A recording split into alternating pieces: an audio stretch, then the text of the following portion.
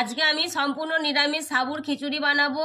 তার জন্য বড় দানা সাবু ভিজিয়ে নিয়েছি, আর নিয়েছি মুগের ডাল ভেজে সেদ্ধ করে নিয়েছি।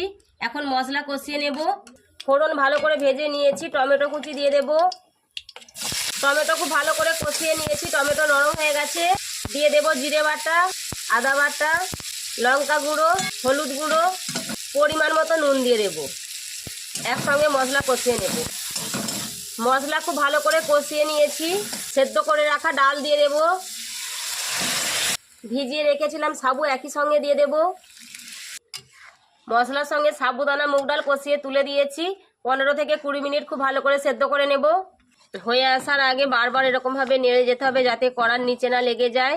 আর আপনারা আমার প্রতিনিয়ত ভিডিও দেখেন কিন্তু সাবস্ক্রাইব করা হয়ে ওঠেনি, আমার অনুরোধ থাকবে সাবস্ক্রাইব করার। সাবুদানার খিচুড়ি হয়ে গেছে, নামিয়ে নেব।